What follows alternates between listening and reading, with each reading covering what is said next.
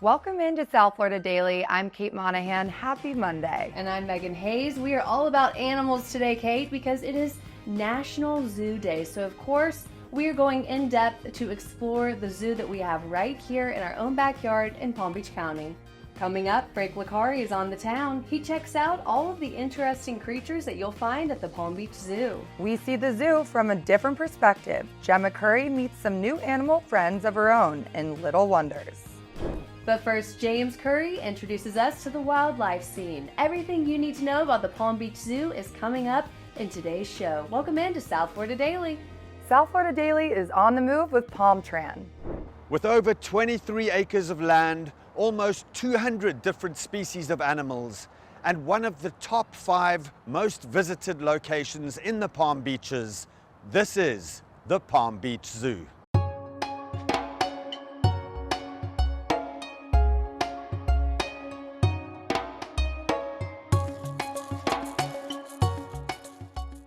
I'm here with Kelly McCory, who is the carnivore zoologist here at the Palm Beach Zoo. And we're here to meet a very special inhabitant of the zoo. But before we do that, we're going to put on our COVID-19 masks. A lot of people don't realize that big cats are actually very susceptible to COVID, and so we want to exercise as much caution as possible. Let's go meet Sassy, the Florida panther. So Kelly, what are we doing here? So this is just some basic positive reinforcement training. It's all operant conditioning. It's all stuff that we use to kind of help take better care of them. Since I don't go into this enclosure with her, it's important that she comes over nice and close to me. I can look all over her body, make sure everything's okay. So actually right now the position that she's in is a really great positioning there. So how she's close to the mesh like that. That's a great way for our vet staff to come down and we can do voluntary injections on her. We can actually draw blood from her tail right there. Wow. So right how her hip is just along the mesh there. So that's something she learned voluntarily to kind of help with our vet staff. And what are you feeding her? Is that filet steak? Yeah, basically yes. So they are carnivores, so she is eating a beef chunk, but they do get a variety of different things to eat, so different prey items. So chicken, fish, rabbits, all kinds of prey items, and meat. They get bones as well. So we try to give them a variety of things to mimic what they would have in the wild. Right. Target? She looks in great condition, Good, doesn't she? yeah, she is. She's about 6 years old now. Okay. Yeah, good girl. Sassy, up. Good. So having her move into different body positions is also a really great way to get a good look all over her. Down. Good. Now, Kelly, is she just a regular panther, or is she a Florida subspecies This of is panther? a Florida panther. So Sassy was originally born in the wild. Unfortunately, her mom was hit by a car when she was about 4 months old. So she was left orphaned very young and taken in by Fish and Wildlife. So they were able to take her over to the Naples Zoo and they did some rehab with her there. And then that's when she was deemed non-releasable. So we were able to bring her here once we had our new panther enclosure set up. So she's been here ever since she was about 6 months old. Florida panthers right now are very critically endangered in the wild. There's only about 200 of them that exist left here in Florida.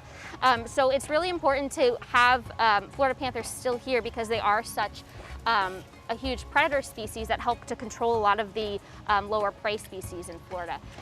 Because there's so few of them, and unfortunately they get hit by cars and habitat loss and things like that, animals like Sassy wouldn't have had a home and she wouldn't have survived. So being able to have her here is a great way for people to be able to see a Florida panther because they most likely would never see one in the wild. So it's a great way to have that connection with her and for people to be able to see that and hopefully be inspired to want to save them too.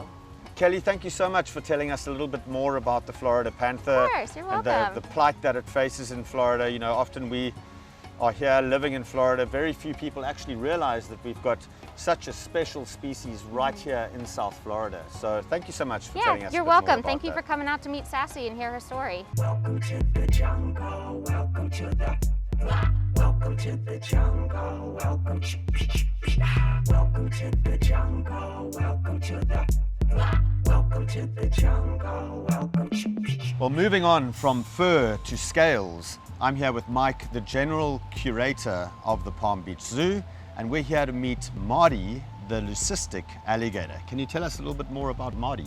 Yeah, so Marty came to us from the bayous of Louisiana. Him and all of his brothers were originally found by a fisherman who saw all these white alligators coming out of a nest. And a white alligator in the wild isn't going to last too long. So he was able to rescue them and take them to the Audubon Zoo, who then grew them up and then was able to loan them out to a number of institutions. So Marty came to us back in 2005 after Hurricane Katrina, and he's been with us ever since. Oh, that's amazing. And tell us a little bit about the difference between leucistic and albino. Yeah, so albino means that they don't have any pigmentation whatsoever in their body. So an albino animal will be white, maybe some pink, and have pink eyes. A leucistic animal, the easiest way to think of it is that they have spots, but they've just got one great big white spot. And so on Marty, you'll notice he's got freckles on his nose, so he's got dark spots on his nose, and then he has beautiful blue eyes. And we're about to meet somebody right now who is going to take us up close and personal with Marty. Meet Emily, who takes care of Marty and the other reptilians here at the Palm Beach Zoo.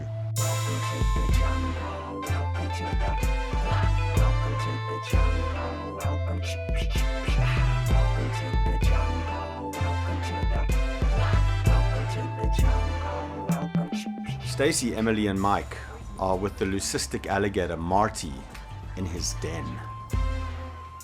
Moving it so they can do it. Good boy. Watch out, yeah. You gotta stop moving. Good. Very nice. Nice. Marty is a very fun animal to work with. He really loves doing behaviors and training. He did some A to B training with Stacy. This is our main station A, where Marty will come in. He'll get the first leg of the training for targeting, and then he'll swoop over to the other station, which is B station, to Stacy, and then he gets a treat. We also reinforce him with a good boy, so he gets reinforced two different ways. Sometimes we don't reinforce with food, we'll reinforce with just a verbal cue. What a good boy.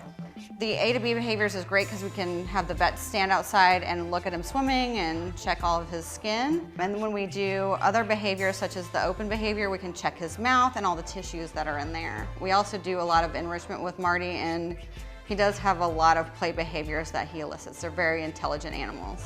If he eats the camera, we won't hold you liable.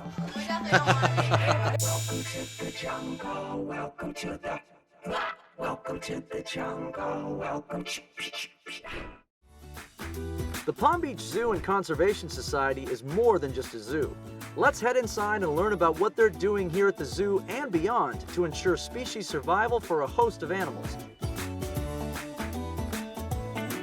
It looks like a zoo. It sounds like a zoo. Yeah. But it's more than a zoo, It's right? way more than a zoo. I mean, look at this guy. Are you kidding me? It's really an important piece of a community. People aren't really tuned into nature, and they don't get out in nature near as much. So a zoo is kind of that place where people come and they think they're just going to have fun, and what really happens is a transformation. They are surrounded by this amazing place. They're inspired by animals from around the world, and that just kind of opens them up to think about nature in a different way. Talk to me about some of the initiatives, like specific ones that you guys work on. Sure. Our staff actually participate in field conservation projects right around here that actually influence the animals we see. So Right. Florida panthers, coral conservation, our staff are actually part of the expert teams going out there to save them. So we need to get you out in the field with us. Anytime. Yeah, Yeah. because the more people see it and hear just regular folks talking about it and what they can do, not that I you're... represent the regular, I do. When people come, they actually have an interaction with an actual person. Right. Part of what you're doing here is you're educating them on what they don't know, right? Totally. There's a lot of actions that you can do, and getting involved in the zoo will start opening them up. We have lecture series that talk about these things, and we often talk about our conservation programs, and we're really developing them moving forward to get more people involved, citizen science. Are there things in the works that you're hoping to expand upon? Absolutely. Yeah. We're weaving in that conservation engagement piece. Yeah. So that they come to have fun, they have a blast, but they also see they're part of the bigger picture, and that there's a way for any person to get involved. Are you following us on social yet? You should be. We post behind the scenes pics, giveaways, and so much more, even segments that you might see on today's show. Follow us on Instagram and Facebook at SouthFL Daily and give us a shout out. We love to check out new places in our area. We'll be right back. The South Florida Daily set is sponsored by El Dorado Furniture.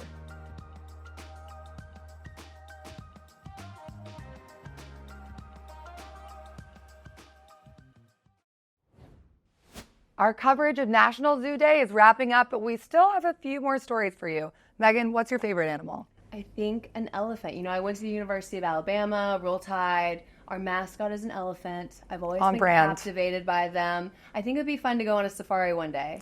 Never done it before. They're majestic creatures. You got to do that. I know. What's your favorite animal? I love all animals, and I was so lucky to play with some wild animals at Safari Bob's. Let's check it out. South Florida Daily is on the move with Palm Tran. I sat down with Elizabeth Felton, animal enthusiast and owner of Safari Bob's.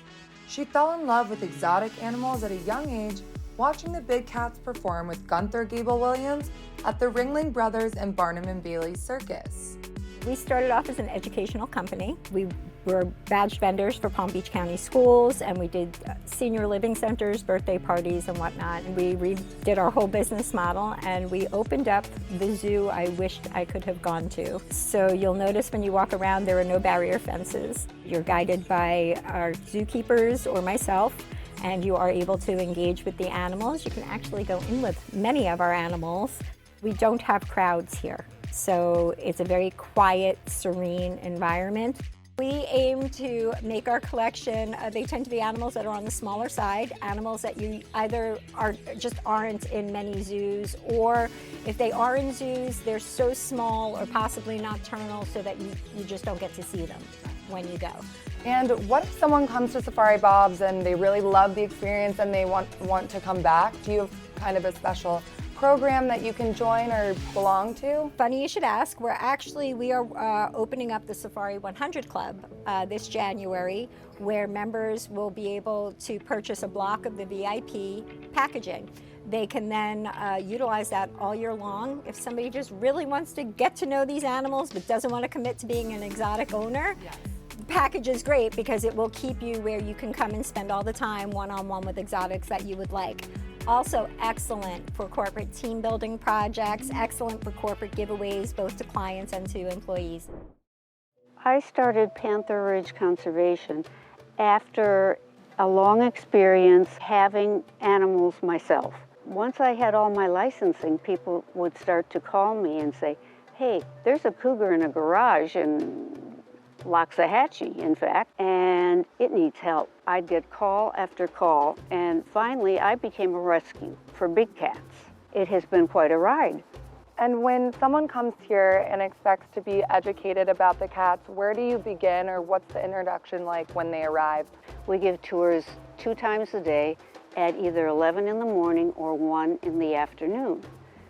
And most people make their arrangements for those tours online. Then we start a tour, and the guide will walk off with the people that are there and start and do a huge loop around the territory. We have 10 different species here at Panther Ridge, which is more than many zoos have. We have cheetahs, we have caracals, we have fishing cats, we have Carpathian lynx, we have ocelots, leopards, African leopards, servals, jaguars, clouded leopards, and an Amur leopard. It's quite an assortment. Most of the cats that are here now are because of my arrangements with other organizations that are working on the genetics and the stabilization and growth of the genetic pool for a species. Indirectly, you're helping by taking a tour here. So the reach is far more than just South Florida. It is, and that's what we're striving for. It's so terribly rewarding. What types of events do you have here? Well, this time of year, we are just starting up our Twilight Tours, which is kind of an open house for us from 6 to 9 in the evening.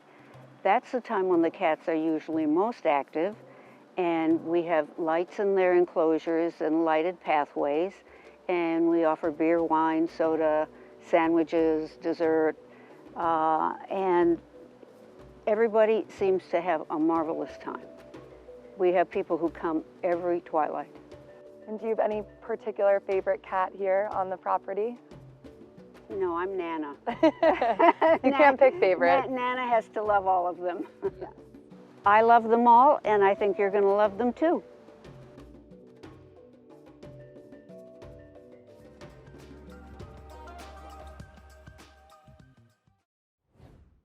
Welcome back into South Florida Daily. It's National Zoo Day, and we're giving you an extensive tour of the Palm Beach Zoo. Megan, did you know there's a new resident there? I heard Wilbur the two-toed sloth had a baby. Can't wait to meet him. No, and you can do just that. The Palm Beach Zoo has a sloth experience where you can see mama, baby, and be guided through that with the experts who care for those animals. Learn more at palmbeachzoo.org. Welcome to the Palm Beach Zoo, the real tropical adventure. Let's go inside.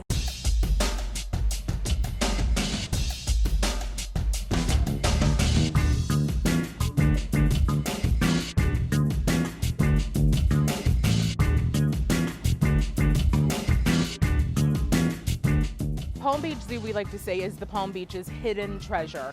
We are home to over 550 animals, many of them endangered. You get to see species from all around the world.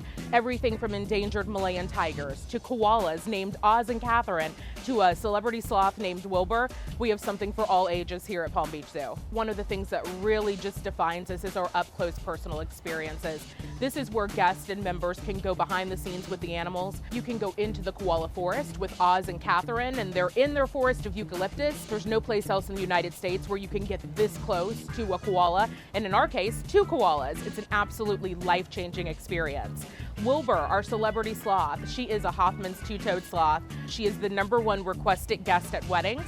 So yes, for people thinking of getting married, we do transform the zoo into weddings, and you can request a guest at your wedding. And Wilbur has been known to upstage a bride, but they love it. We are all about inspiring people to act on behalf of wildlife and the natural world. Several of the animals that are here are rescued animals. They are animals that would not have survived in the wild. And so we are a sanctuary of sorts for those animals. We take in animals that would not be able to survive otherwise. We help rehab them, and we are forever home. We are all about that. We are the 2nd most visited cultural attraction in Palm Beach County. There is so much history here at Palm Beach Zoo. This is a great place to come by yourself if you want a solo adventure, if you need to zen out for a while, or you want a place to bring your kids for the form of edutainment. It's fun and it's educational at the same time. Let's head on over to Malaysia, where Sherry and Janice are going to talk about our tiger breeding program.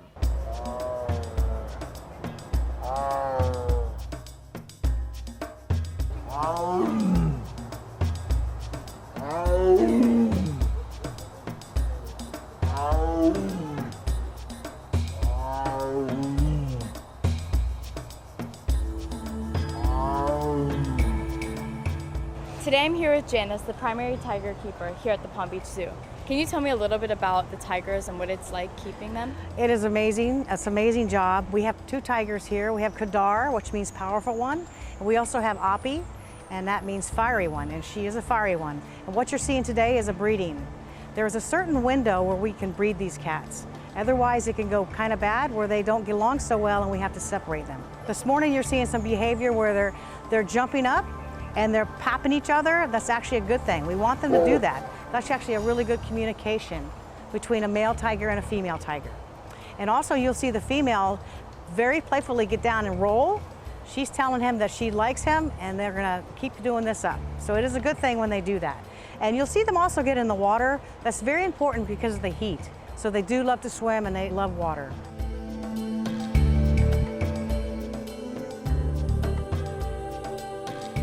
So in total, there are roughly around 250 individual, and that's just for Malayan tigers. That's in the wild and in breeding programs. There are actually more tigers here in breeding programs throughout the world than there are left in the wild.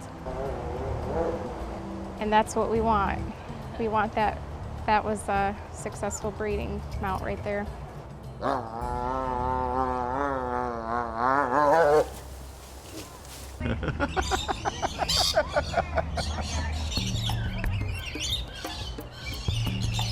This is a fairly new exhibit. It opened up last year at Thanksgiving, so we're coming up on a 1-year anniversary, and it's really been super popular just because of that. The birds hang out on your head, they hang out on your arm, and they eat, and they're just so friendly and colorful, and all ages love them. Yes, they are really cool. And they seem to really like my head. They do. So they're Australian parrots, as you can see, very colorful, Yes. very friendly. Well, I actually can't see them right now. Well, take my word for it. They're really different. So most parrots you've ever met probably crack seeds, peanuts and other kinds of seeds, right? Yeah. And they have really strong beaks. Well, these guys are different. These guys eat soft fruit, and that nectar that you have in your hand there, they have little hair-like structures on their tongue that allow them to lap up the liquid, kind of like a hummingbird does. Oh my gosh, if he poops, That could happen. The Palm Beach Zoo is truly one of the little wonders of the Palm Beaches.